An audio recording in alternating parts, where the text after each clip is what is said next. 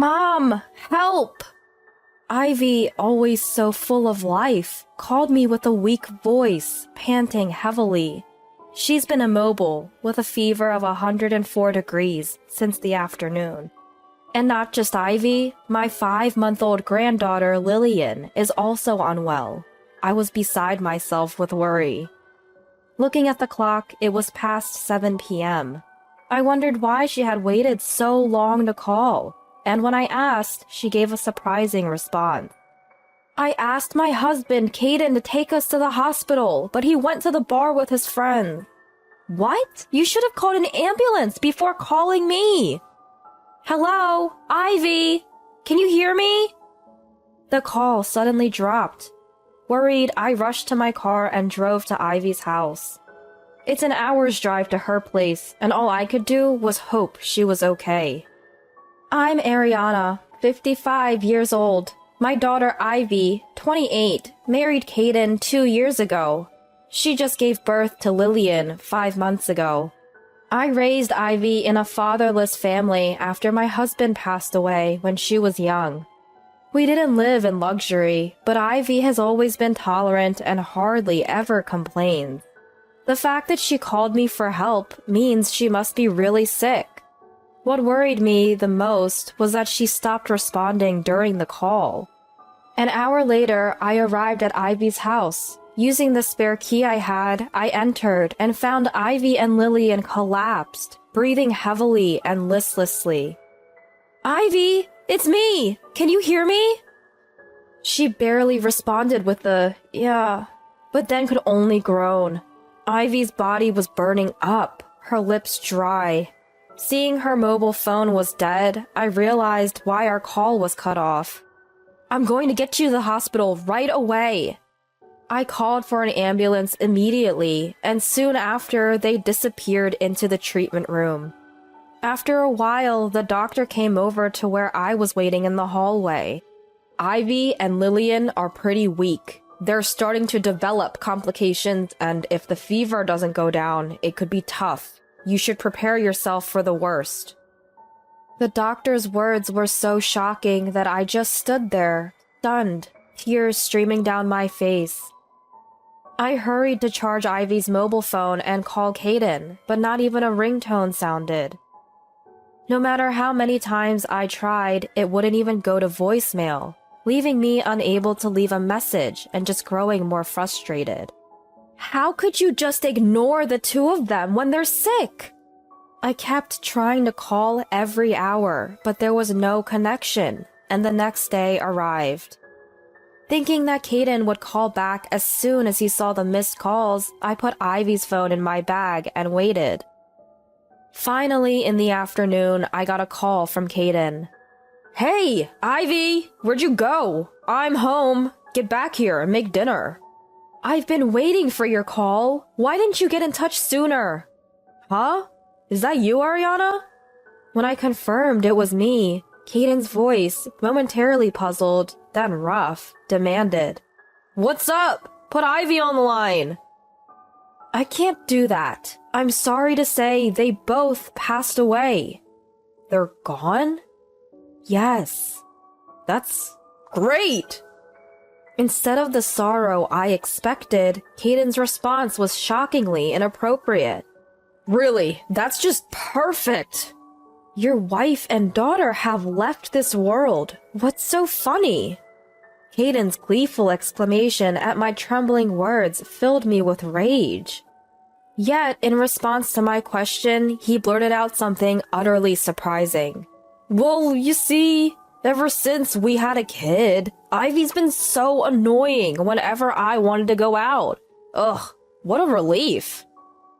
How can you say something so terrible? Caden's cruel words kept coming, cutting deep.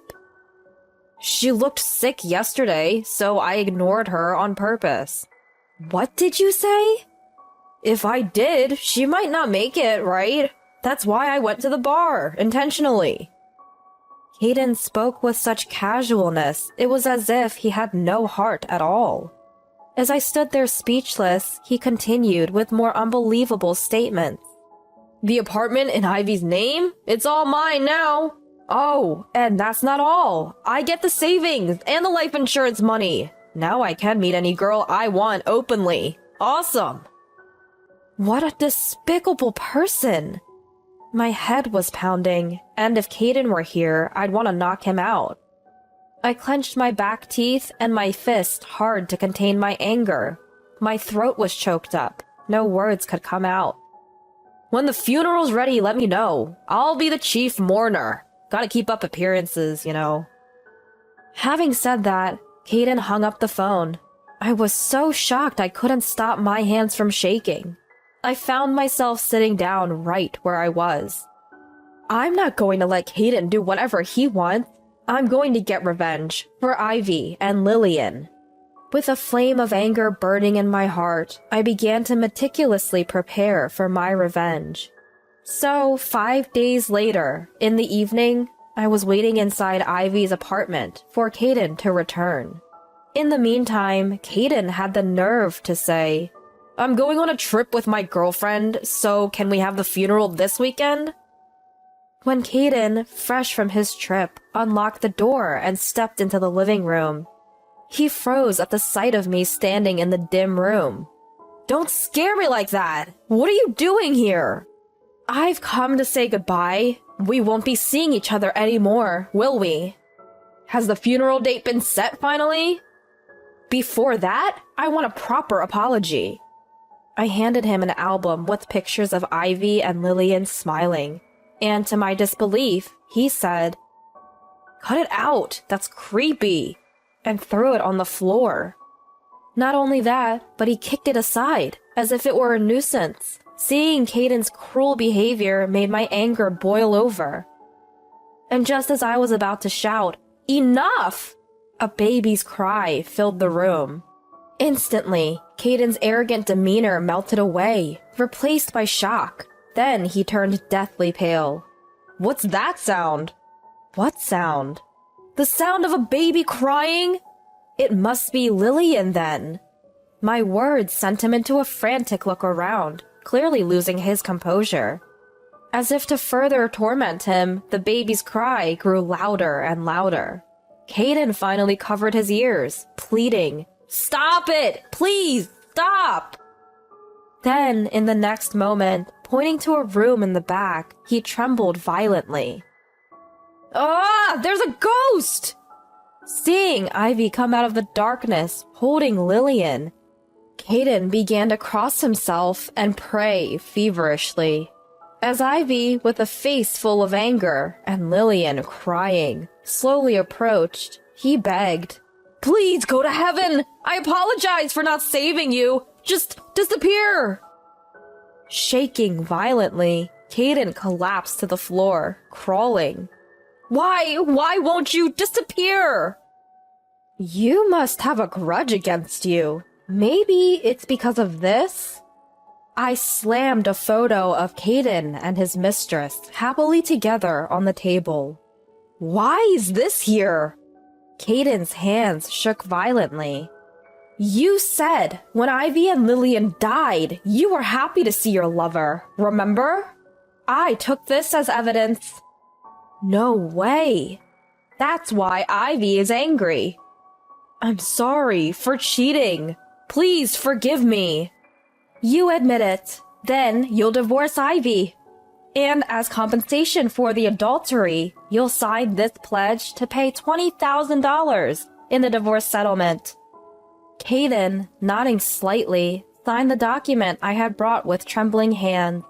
Even after, Ivy moved closer to the worthless man who was still frightened, trying to avoid seeing her and Lillian. "Whoa, back off! You signed the divorce papers and the affidavit, didn't you? Look at me, closely! I have a physical presence, right?" "Huh? Both Lillian and I are very much alive." As Caden tentatively raised his face, he scrutinized Ivy from head to toe, then slumped down, relieved. But in the next moment, he turned beet red with anger and began to rage. "Don't mess with me! Don't scare me like that! Lying woman! Think you're dead to trick me? What do you want?" After leaving the two of us with fevers of 104 to go drinking, and then blurting out something ridiculous when slightly pressed, you deserve to be punished. This stupid farce. I wasted my time reflecting. The man standing and glaring at me seemed to have forgotten how he had been completely shaken by this farce. And there's Caden, clicking his tongue instead of being glad that both are alive. How low can you get? Ivy and Lillian were in critical condition when they were taken away by ambulance, but thanks to the doctor's dedicated care, they recovered. If we had left them, Ivy and Lillian might have really gone to heaven. It's a pity they're alive. So you're upset you didn't get the savings or the life insurance money. Your nasty personality never changes, does it? I thought maybe you'd reflect a little. You're the worst. Shut up! Hiding and stalking, taking photos, and even lying? I'll sue you. Caden, defiant and ready to counterattack. Expecting this, I told him, "We're the ones who'll be suing. I knew you'd make a scene like that, so I've recorded all of our conversations." Huh? Now we have perfect evidence. Damn it. Caden, unable to argue back, bit his lip in frustration. Then, as promised, you'll pay the $20,000 in compensation in the divorce case. Just take it out of the property division. Our savings account holds $40,000. Half of it is mine, so you're okay with getting nothing? Huh? Caden stared at us, mouth agape in shock. Deciding to knock him down further, I said, "You seem to think you bought Ivy's apartment, but it's rented. So pack your things and leave, please." Ugh, forget it. I'll live with my mistress. Scratching his head frantically, Caden began calling his mistress right before our eyes, but she wouldn't pick up, no matter how many times it rang. Strange, I haven't heard from her since yesterday. I could hardly suppress my laughter as I informed him. Well, you shouldn't be surprised. I filed for damages due to infidelity. Don't do stuff without my permission. She's just as responsible. It's only fair. She even said, "I'll break it off immediately," when you called, so I doubt she'll be in touch again. Caden slumped his shoulders heavily and just sat down on the spot, but we had no intention of offering him any words of comfort. Looks like you've been completely dumped. Now get out! Wait, I'm sorry. Let me apologize. After clinging to Ivy's feet, Caden offered a deep apology. Of course, Ivy ignored his gesture, standing still with a cold look in her eyes. Then, standing up, Caden took Ivy's hand, begging repeatedly, "Please, call off the divorce!" Of course, Ivy had no intention of forgiving this man who had even put Lillian in danger. Ivy shook off his grasped hand, glared at Caden, and then turned away. "I'll be in trouble without a place to live! Please, I'm begging you!" "Don't worry, I've got a place for you to live." "Where?" "From the holding cell to the prison. Be grateful you have a place to sleep." "Wait a minute, it shouldn't be that serious, right? I filed a report for leaving sick Ivy and Lillian unattended. The police have been notified and will be here to pick you up soon." This can't be. Even though it wasn't hot, Caden's forehead streamed with sweat, his face looking ready to cry. "I'll submit the photos and recording data as evidence. I've prepared the hospital charts, so squirming is futile." "I'm sorry, I won't do it again. I'm truly remorseful, so please don't prosecute me." "I can't trust a terrible man like you." Caden, who had taken the lives of precious Ivy and Lillian lightly while enjoying his affair, really needs to be scared straight. Maybe he'll have a change of heart behind those dark, tall walls. After all, living people are probably scarier than any ghost. "Ivy, help me! You love me, right?" "After you were after my life insurance money? What are you saying now?" My feelings for you have cooled down with the fever. And with that, goodbye. Don't ever show your face to us again. Once again, Caden couldn't stand and was immobile on the spot until the arriving police scooped him under the arms and put him into the patrol car. We will probably never see Caden again. Ivy and I moved out of the apartment and immediately filed the divorce papers, receiving $20,000 as compensation in the divorce settlement. Caden's crime seems to be quite serious, and it looks like it'll be hard for him to step out of prison for a while. Ivy and Lillian are living with me at my house now. The baby is growing up fast and can now stand while holding on to something. She might start walking soon. Despite everything, I'm happy to be able to witness Lillian's growth with Ivy. Having reclaimed our peaceful daily lives, we spend every day smiling.